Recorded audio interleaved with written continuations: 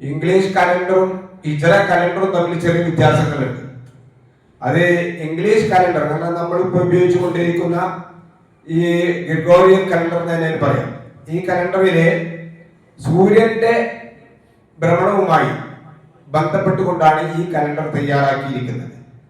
അതുപോലെ തന്നെ അതിന് ജൂൺ നമുക്കറിയാം, ജനുവരി മുതൽ ഡിസംബർ വരെയാണ് അതിലെ മാസങ്ങൾ കണക്കാക്കുന്നത്. ഹിജ്റ കലണ്ടറുമായി താരതമ്യം ചെയ്യുമ്പോൾ അതിൽ 11 ദിവസത്തെ വ്യത്യാസങ്ങളുണ്ടാവും. 365 ദിവസമാണ് നമ്മുടെ ഇംഗ്ലീഷ് കലണ്ടറിൽ, ഗ്രിഗോറിയൻ കലണ്ടറിൽ കണക്കാക്കിയിരിക്കുന്നത്. എന്നാൽ ഹിജ്റ കലണ്ടറിൽ 354 ദിവസം ഉണ്ടാവുള്ളൂ.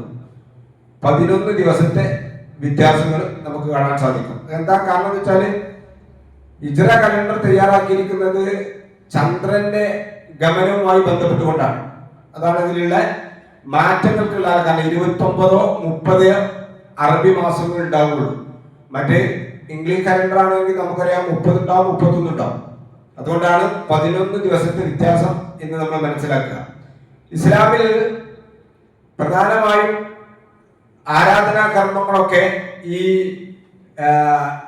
അറബി മാസവുമായി ബന്ധപ്പെട്ടുകൊണ്ടാണ് നമുക്ക് മനസ്സിലാക്കാൻ സാധിക്കും.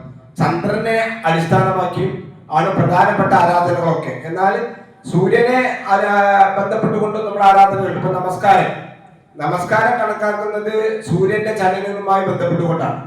എന്നാൽ മറ്റു ആരാധനകൾ, ഇപ്പൊ നോമ്പ്, ഹജ്ജ്, സക്കാത്ത്, ഇതൊക്കെ ചന്ദ്രമാസവുമായി ബന്ധപ്പെട്ടുകൊണ്ടാണ് ഇസ്ലാം കണക്കാക്കുന്നത് എന്ന് നമുക്ക് മനസ്സിലാക്കാൻ സാധിക്കും.